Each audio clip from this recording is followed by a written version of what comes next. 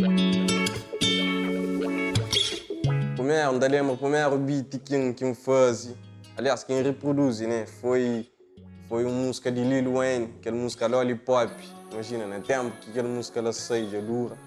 Então, apanha aquele beat e fica todo, fica no programa, fica atento a fazer também. Antes eu não tinha ideia, minha própria criação, começa a fazer, tenta imitar. Só para ganhar aquele caminho, se ué, apanha aquele base. Não te lembram fazer aquele brincadeira, aquele beat. Então fazer ele sim. E lá depois um outro tem que seguir mesmo aquele caminho lá, ué.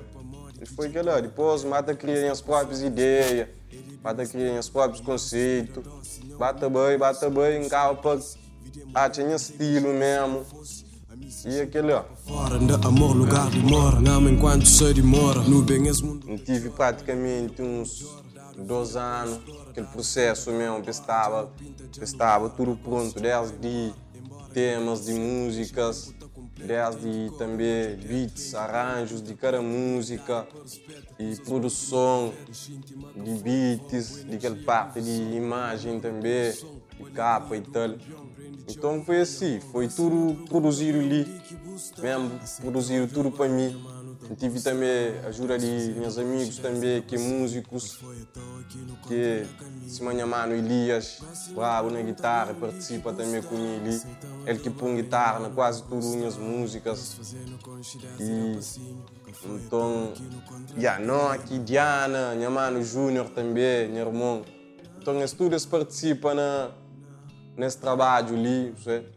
Então foi uma coisa mesmo interessante, leva um tempo mesmo, deixa eu ver aquela dificuldade, aquele processo, mas tudo acredita mesmo, hoje aquela coisa que o tempo te realiza. E depois também tive aquela fase de produção de CD também, eu fazia aquele X-cópia, embora eu pensava, um álbum hoje eu não sabia bem de CD, mas que me fazia bem de tudo. E depois também eu fazia um lançamento físico mesmo, não só na net, eu fazia um lançamento físico na Palácio de Cultura lá. Eu fazia 2 vezes, que foi espetáculo mesmo, foi campeão.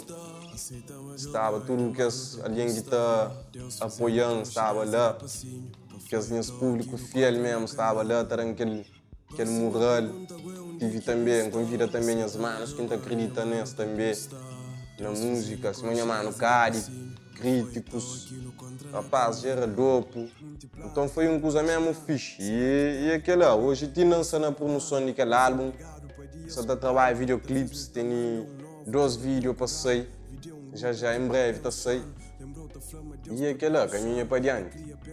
E uma das músicas mais preferidas de meu na álbum, de 7 músicas, mais preferido foi Ghost.